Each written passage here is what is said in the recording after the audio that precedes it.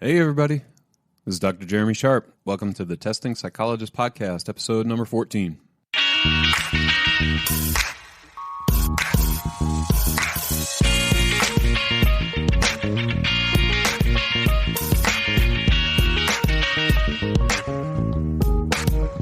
Welcome, everybody, to another episode of the Testing Psychologist podcast. This is Dr. Jeremy Sharp. Today, I'm really excited about my guest, Dr. Maelisa Hall.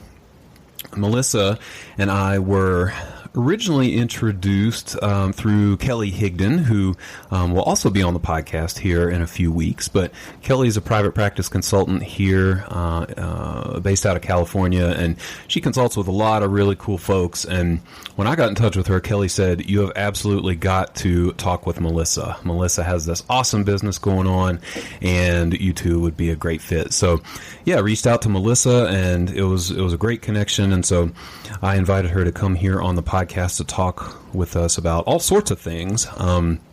But I think we'll focus probably on her two main businesses, which are QA Prep, which really helps therapists get all their paperwork in order and documentation. And then she also has a private practice. But you'll hear plenty about that as we go along. So, Maelisa, just briefly, welcome to the podcast. Thanks for having me. I'm excited to be here. Yeah, absolutely. Absolutely. So let me read your official bio here, and then we will just dive into it, okay? Cool. Great. So Dr. Maelisa Hall is a licensed psychologist and serial entrepreneur living in Southern California. She loves talking productivity, time management, business, and online marketing. Maelisa pays the bills with her two psychology-related passion projects, QA Prep and Hall Coaching Group. Maelisa, can you just tell us a little bit more about each of those businesses and what you're up to these days? Yeah, so definitely keeping busy with both of those. QA Prep is an online business that I've had for almost 3 years now.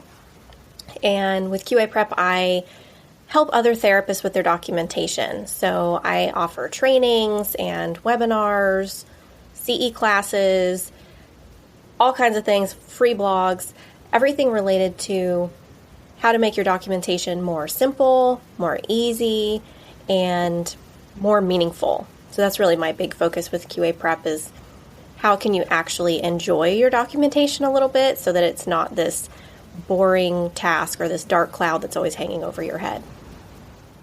Wow, enjoy your documentation. Is that a paradox or what? Right. Oxymoron. It's possible. Or at the very least not hate it. So I'll take that. Yeah. No, I trust you. If you say you can help enjoy your paperwork, I totally believe you and look forward to talking about all that.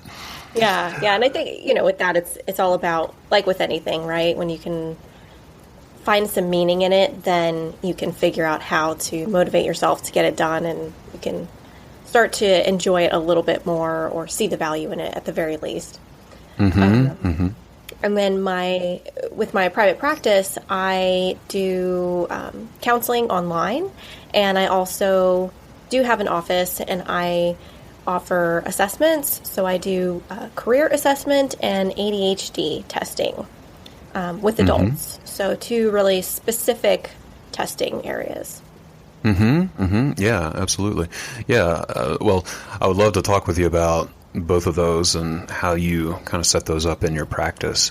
Maybe we can save that for a little bit later, though, because something you said just about QA Prep and the paperwork jumped out to me already. And you said that you have to find some meaning in it and, to make it, to make it enjoyable or a passion for you. So could you talk just a little bit about how you came to start QA Prep and what led you to that? I mean, paperwork. People wouldn't think like paperwork. That's my passion. So I'm really curious how it became yours. Absolutely, yeah. So I started out from the very beginning, like my first practicum, doing testing, actually. And so everything that I was doing with the field of psychology was very paperwork heavy and detail heavy, so it's really important that you're accurate when you're doing testing and that you're making sure to cross all your T's and dot your I's, etc., and report writing and all of that. And I found that I really enjoyed testing a lot. And so I think that helped me with the paperwork part of it too, because I saw how valuable the testing reports were to people and how much meaning they could provide. And then I sort of took that with me as I moved more into providing psychotherapy at the end of my internships and then after I graduated from grad school. And I worked in an agency where LA County is kind of infamous for their documentation practices for the related to Medi-Cal, which is everywhere else is called Medicaid, but here in California we call it Medi-Cal. And I mean, the paperwork is just crazy. It's mountains and mountains of paperwork that you have to do in order to provide psychotherapy to people. And it wasn't really a big problem for me, I think, because I do tend to be a good writer, and I was able to use that as a time to reflect. So that's one of the suggestions I offer people is when I was writing my notes, I was really making sure to take the time to think about the sessions, and sort of, it was almost like I was processing the sessions myself as I was writing the notes. Not that I'm this perfect person who did that every single time. Sometimes I just had to get a note done. But for me, it really offered me that respite from what was a fairly stressful job. And I also was sort of thrown into this position where I had to do a lot of intake assessments. And the intake assessments were really long. They were typically 2 to 3 hours long and pretty intense, pretty severe clients. And we had this huge waiting list. And so I had to learn very early on how to manage that and how to manage my time, or that would have gotten completely out of hand because there's so much paperwork with an intake assessment and so much documentation that you have to do right away, or you'll forget, a lot of really valuable information. So I think between those two things, I learned to manage the paperwork really well, and it never became a huge issue for me. We all get behind in our paperwork every once in a while, and that did happen to me. But for the most part, I was able to manage it fairly well, and I was able to catch up very quickly when I did fall behind. So fast forward, a few years and did other things, and then I found a job actually working at that same agency. I went back to them doing quality improvement. And so that was training therapists at the agency on how to do the documentation, and then actually going in and auditing charts, which wasn't my favorite part of the job. But, and even with that, it was auditing charts and then providing the program directors reports and information on, what pieces were missing, what they needed help with, how to improve, and then creating trainings that were specialized to each program to help them overcome whatever struggles they had. Each program would tend to have different weaknesses. So as I started doing that, I got all this feedback that people were like, oh, this training is so helpful. We never got anything like this in grad school. And I kept hearing the same thing over and over again. And then I started helping people who were in private practice because I had all this information about insurance and general documentation, and realized that nobody in private practice has anything like this. There really is very little training in this area. So I decided to start QA Prep and offer that training, and that's what I've been doing ever since. Yeah, good for you. You're so right. I remember back when I was getting started, and probably for years after that, the process of finding guidelines for how to do all of the paperwork, and especially with insurance, was really, really hard. I feel like it's gotten maybe a little easier over the past couple of years, but maybe that's due in part to some of your materials that are out there and, helping guide people. Thanks. Yeah, and there are a few other, honestly, I don't have a lot of competition. In regards to insurance, there's one or two other people who offer some information. But even without insurance, if you're a private practitioner, there are very few guidelines. One of the things that I do in my trainings is I start off with the general ethical guidelines related to documentation. And I give the actual description from APA and AAMFT, and, these different national associations, and they all basically just say you have to document, but they don't say how. So Yeah, right. we get very little guidance, Sure. Well, so that's a great question. So how did you fill in the gaps there in the guidelines? I mean, how did you know what to put in your policies? That's where the auditing has come in really, really handy. So being someone who has actually gone into other people's practices, read other people's notes and their client files, you start to see a lot of the same things come up over and over again, and it becomes very obvious what people are missing. So with documentation in general, one of the things I talk about is having a story, and that's really what your client's file is a story, right? Whether you're in private practice doing testing or doing therapy or whatever. And it's the story that you have of your treatment with them. And when you're looking at a file and you've never seen this client, you don't know anything about them at all. And so I would go in and do this objective audit. It becomes very obvious where the holes in that story are. So, for example, a really common thing that people miss, that people don't think about, is making little notes on things like rescheduling or when the next appointment is, or like vacation. So I might be reading a file and then there are 3 weeks that are completely missing. And I'm like, well, what happened here? There's 3 weeks that are just gone.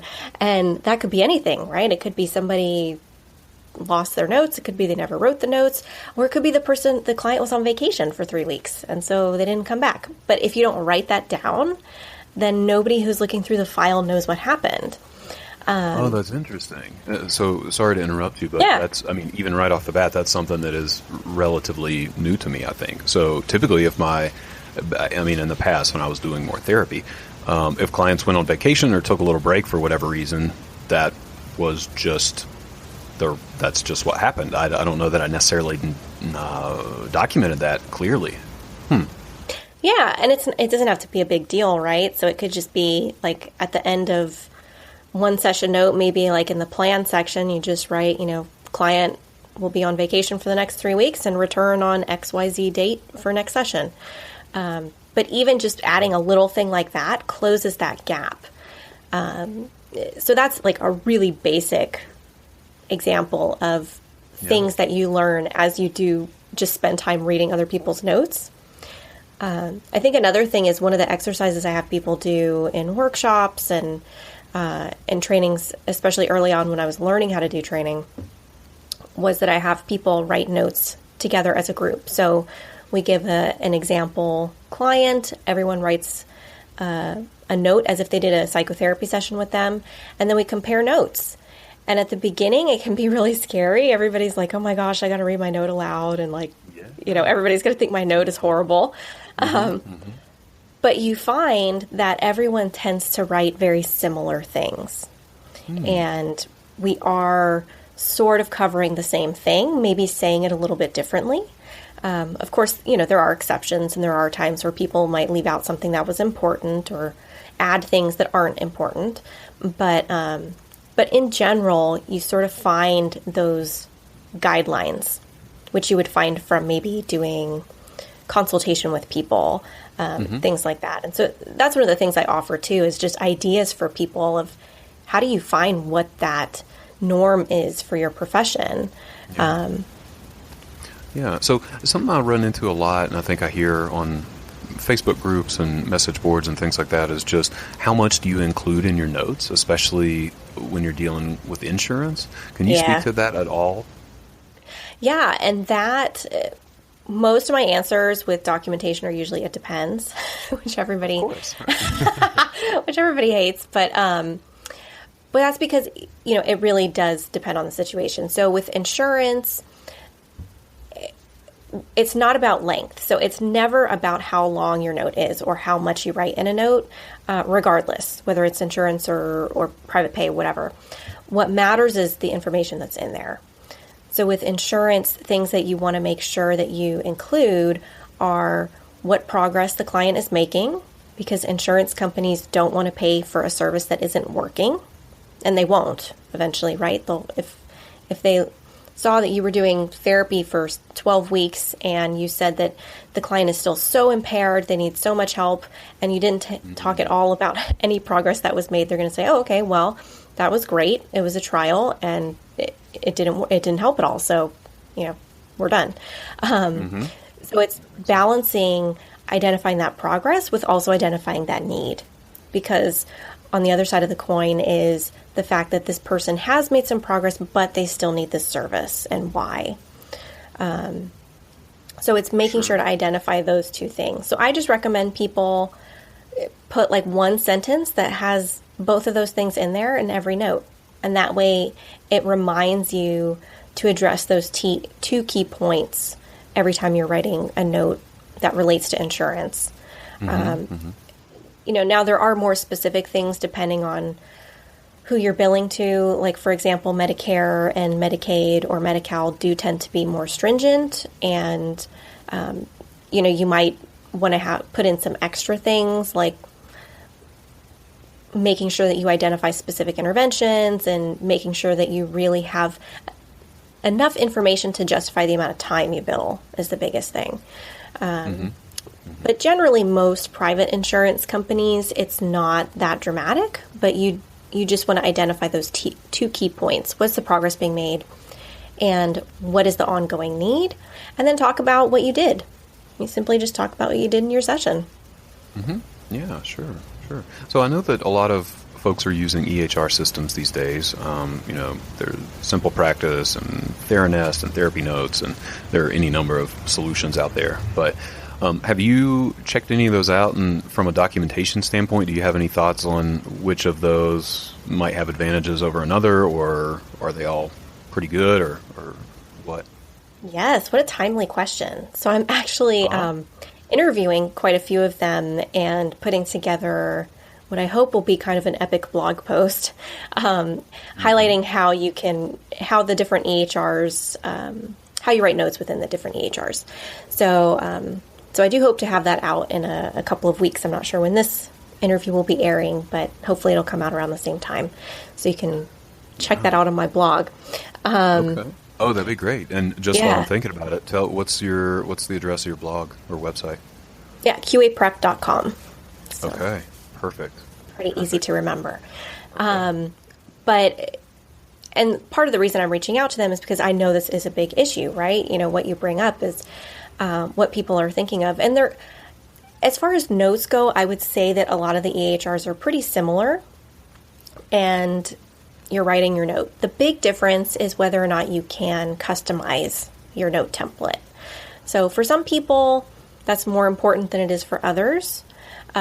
For me, honestly, it's not a huge deal because I'm pretty comfortable writing free form, or I can use a structured template. One of the things I am not a huge fan of is pre-populated text boxes. So, sorry, not text boxes, check boxes. So I know a lot of people want to have notes where like, oh, okay, I just check off like interventions that I do, or I just check off ways in which the client presented. And that I think can be really helpful, but only after you have written your own notes for a while. Because what a lot of people do is they get all these check boxes and then they're just kind of making things up. And they're just checking them off because they have to. Whereas if you write your notes, let's say using a template like DAP or SOAP or some of these common templates, which I also talk about on my blog. And I have a free crash course people can sign up for, and I talk about all that stuff more in depth and do give some samples too.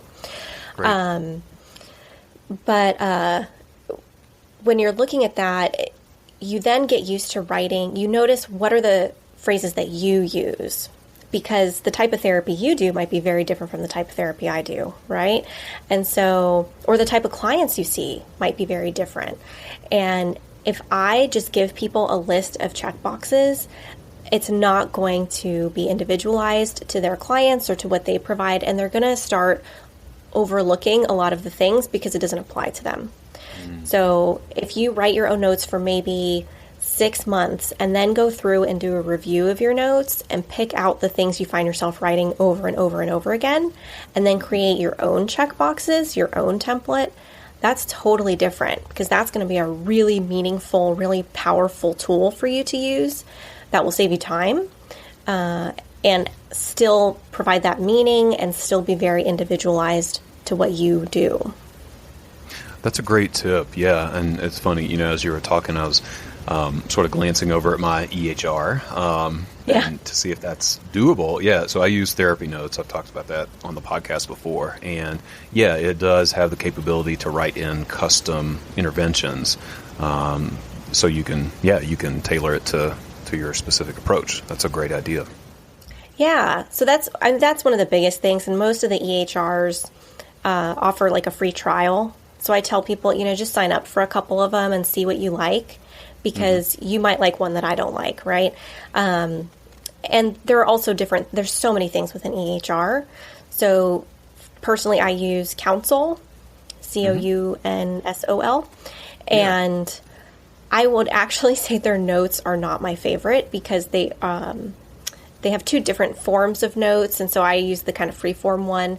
Their more formalized note process is not customizable, and it has a lot of those checkboxes that I don't like, so it's not my favorite. However, everything else with the EHR is exactly what I wanted. It has everything I wanted except that. So for me, it's kind of ironic. One of my big focus, with QA prep is notes, but in my own private practice, that's like the least favorite part of my EHR. But everything else, like with the intake paperwork, was huge, and it offers online sessions within the system. And for me, that was really important to have one place to go for everything, for myself and for the clients. So you just have to try them out and see what works best for your practice. Yeah, sure. That's great. Well, let me switch gears just a little bit and ask you just about documentation for testing and assessment in particular. Do you have thoughts on that? Any special considerations for those of us who are doing a lot of testing and evaluation? What to consider, what to keep in mind, that kind of thing?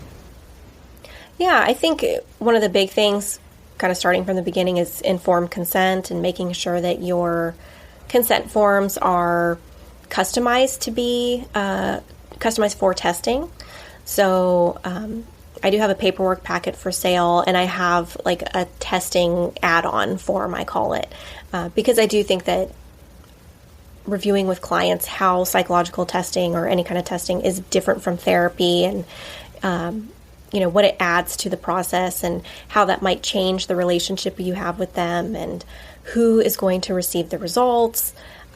Those are all really important things to review at the beginning.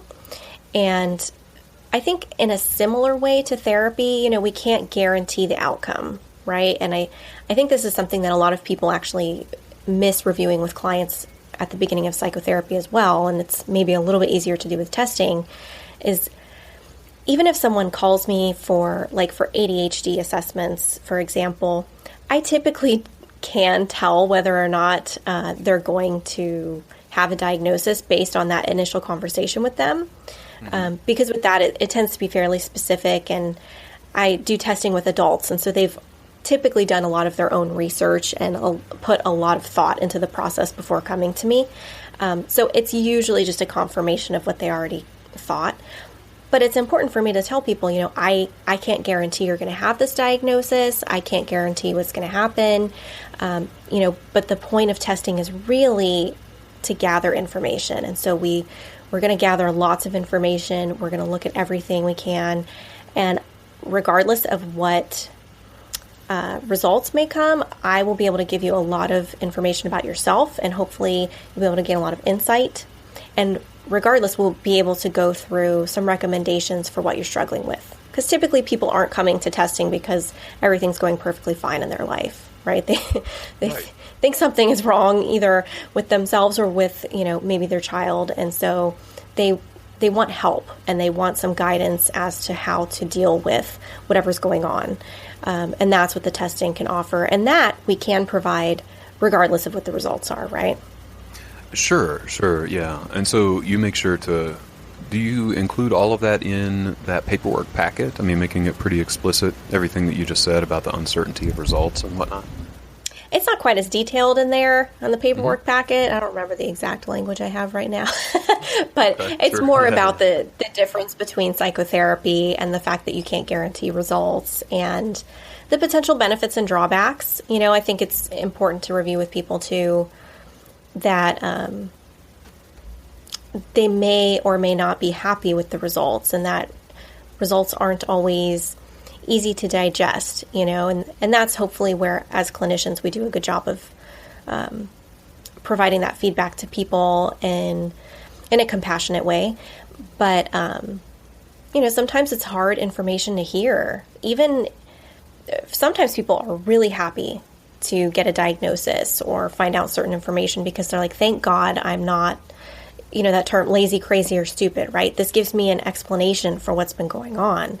But other times people are kind of upset and they say, well, what does this mean? Does this limit me? Does this mean I can't do this? Does this mean I have to change my plans? So it's important to make sure that people understand it's not always this happy-go-lucky thing in the beginning. And sorry, but that it does also make me think about one big thing that I talk about with informed consent, and this applies to testing or psychotherapy, is that it's really a conversation. It's not a form that you have people fill out. It's a process. None of our ethical guidelines say that informed consent is a document. It's something that you review with your clients, and then our forms are just our legal and paper or electronic representation of the fact that we did review that with them. So it's important that we have the conversation. So while I do have clients, fill out forms and obviously sign the forms, it's a talk that I'm having with them, and I'm making sure that they have looked through it and that they understand all those things.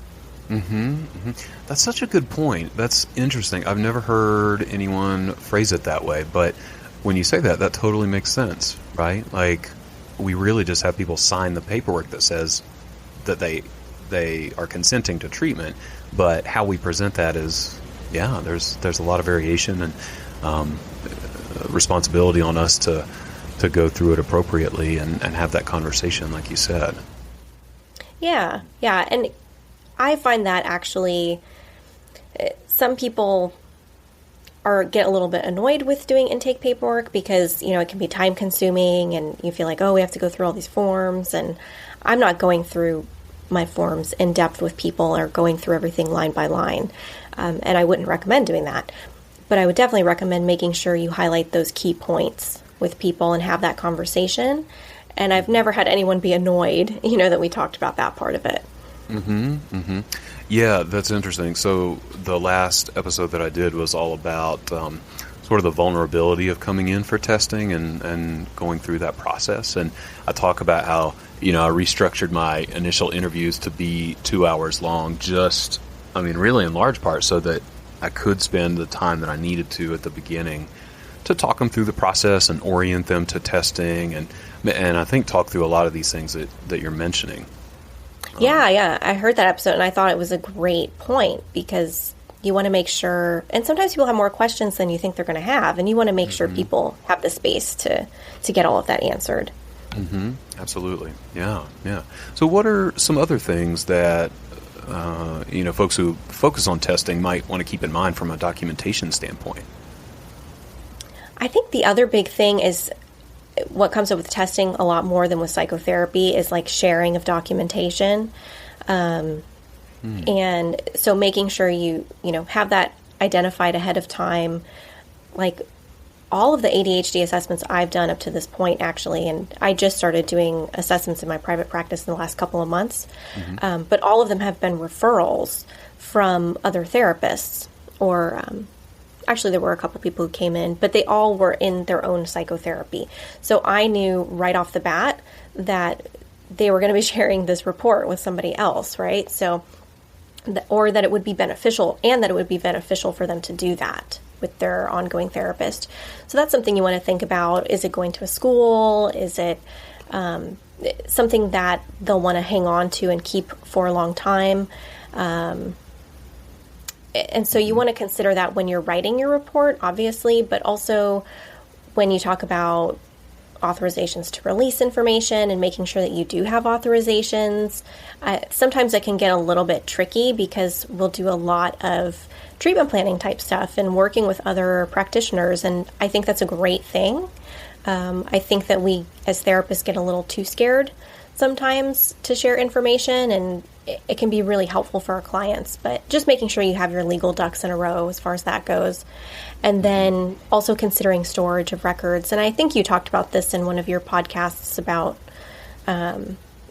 like if you store your records electronically, are you scanning the protocols into your EHR, or are you just keeping the paper copies locked up in a separate file? Those are things you want to consider that I think are a little bit different with testing, because it's not something that you are directly entering into the EHR. You are going to have all these separate forms that you're going to have to figure out what to do with. Yeah. Do you have thoughts on what you would do with all that? I like scanning everything in, and I think that's what you do too. Is that correct? We do. Yeah, just because it's easier to have everything in one place, and the point to me in having an EHR is so I don't have to worry about having things locked up in separate cabinets and carry them around for the next 7 years. Right. Yeah. But if that's not something you want to do, it's perfectly acceptable to keep the protocols in a separate file. I do always make sure that the report is definitely uploaded into the EHR, and I give clients copies of the report. I want to make sure that is a little bit more open access for them to have. Gotcha. That makes sense. Yeah. And going back to the consent to release info piece, I think that's really important. What I run into a lot is parents will come in, and I tell you, we work with kids primarily, so I have a lot of kids that are under 15, which is the age of consent for treatment here in Colorado.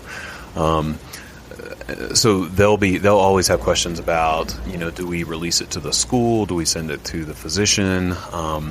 In many cases, they'll say we want to release part of it to the school and, the full report to the physician and some of it to the therapist, and things like that. And it can get tricky with the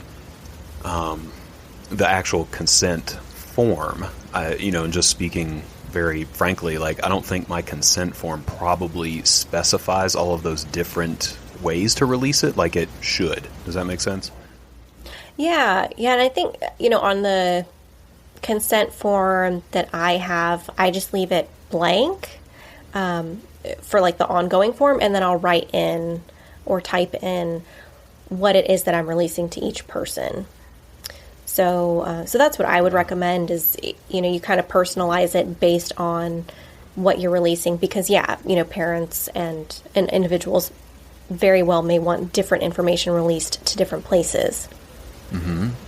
Yeah, that makes sense. Gotcha.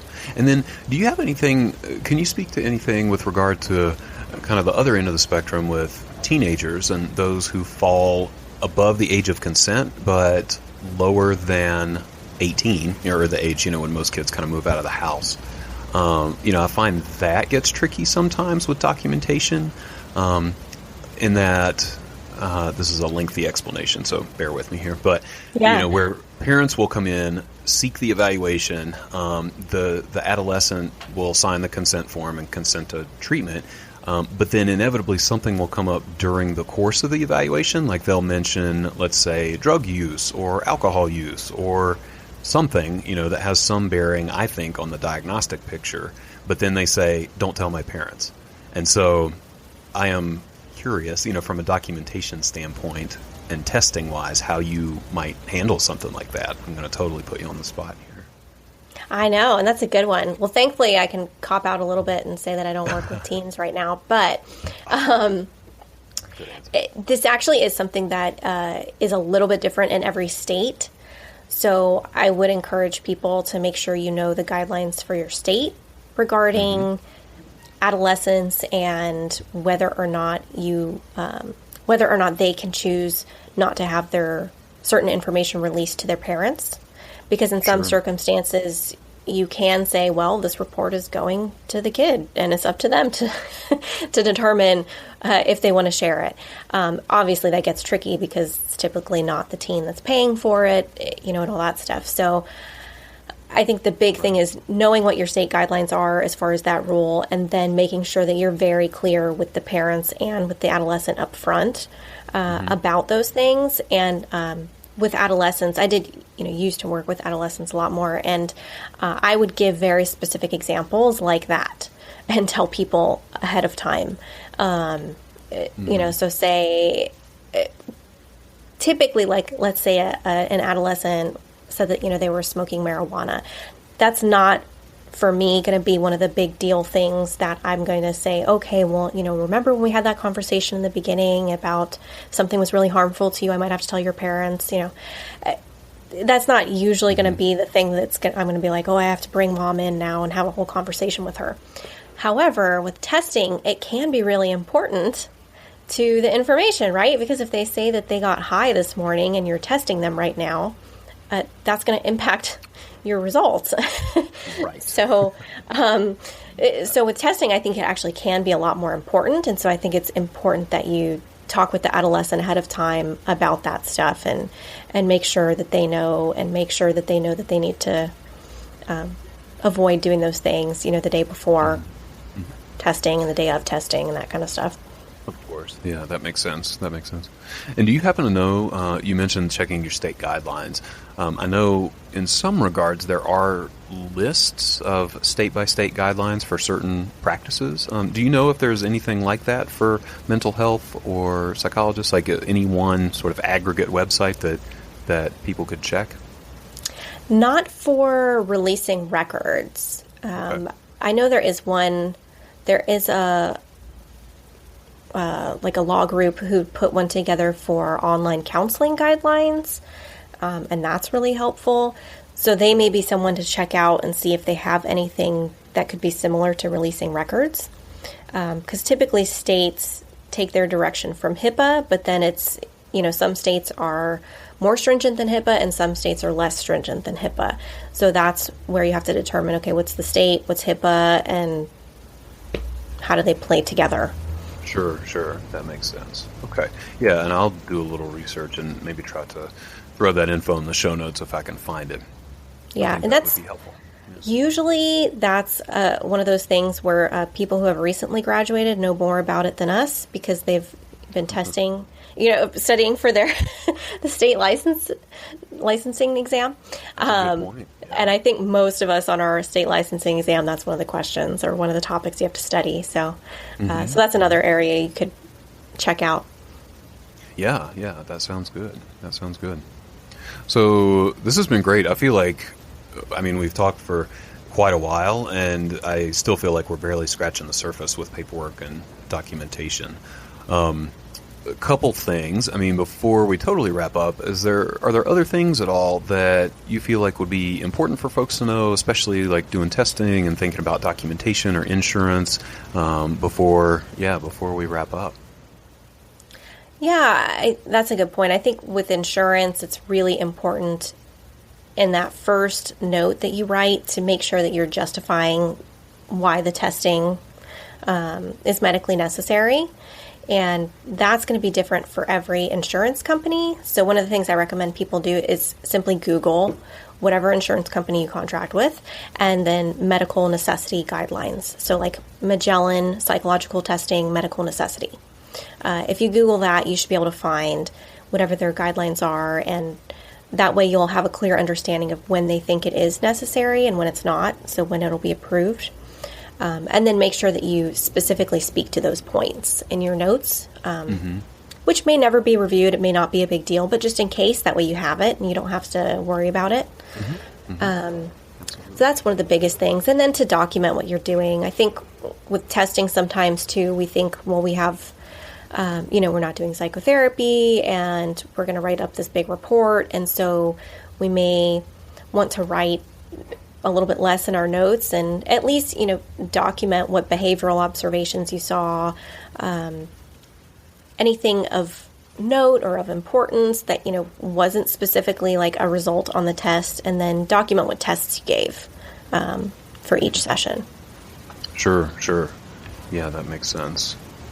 And again, depending on your EHR, I know that Therapy Notes is really good about that. That's one of the reasons that I chose them, is they are pretty specific with kind of forcing you to document all of the testing that you do and really separate them out, how much time you spend on each one, that kind of thing.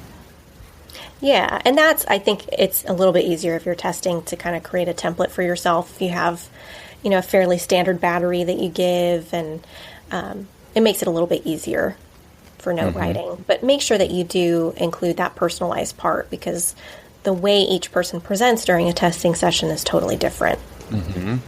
Absolutely. This is great, Maelisa. So, you mentioned a lot of resources over the course of the podcast that I would think would be pretty interesting to folks with paperwork and documentation. Can you just say, again, how people could get in touch with you if they wanted to find some of these resources? Sure. So they can go to qaprep.com, and I have a pretty extensive blog. I may have to preen that a little bit over the next year or so to organize things over the past few years, but there's a lot of stuff in there you can read. And I also have a free crash course, so you can just click on, get the free crash course or something like that on the website. And in there, I go through all the different forms you need in your private practice, and how to do treatment planning, and how to write notes, and give a bunch of different types of templates that you can use, including my own templates that I created called meaningful templates. So